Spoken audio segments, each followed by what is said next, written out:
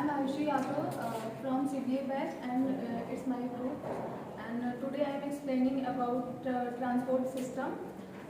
There is a transport system is three types, especially here land transport and water transport and air transport.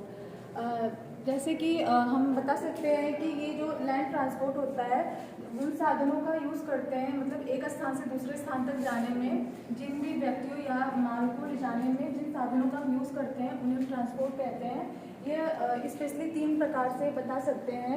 Land transport जो होता है स्थल परिवहन होता है, वो जिन परिवहन का यूज़ हम स्थल से स्थल तक ले जाने में करते हैं उन्हें लैंड ट्रांसपोर्ट कहते हैं। जैसा कि यहाँ पे वाटर ट्रांसपोर्ट है, मतलब पानी के माध्यम से, जल के माध्यम से एक स्थान से दूसरे स्थान तक जाने में जिन भी साधनों का यूज़, वाटर से रिलेटेड बहुत से साधन होते हैं, शिप या ये सब, वो सब वाटर ट्रांसपोर्ट में आते हैं। और ये एयर ट्रांसपोर्ट है, मतलब एयर ट्रांसपोर्ट का मतलब कि वायु परिवहन होता है, मतलब वायु के माध्यम से एक स्थान से दूसरे स्थान तक जाना, वो एयर ट्रांसपोर्ट कहलाता है।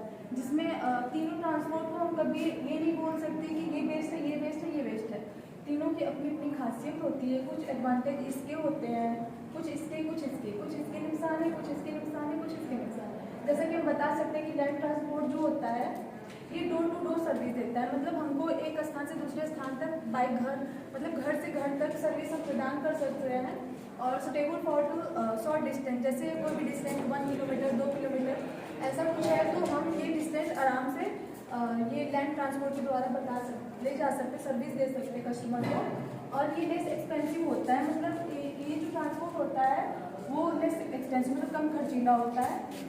इसमें फ्लैक्सिबिलिटी की गुण होती है, इसकी ये सबसे बड़ी इसकी खासियत है कि इसमें फ्लैक्सिबिलिटी का गुण होता है। फ्लैक्सिबिलिटी जैसे कि हम एक स्थान से दूसरे स्थान तक जाते हैं, कहीं हम लोग का कॉलेज ट्रिप या वगैरह कुछ भी जाता है तो स्पेस की कमी हो जाती है।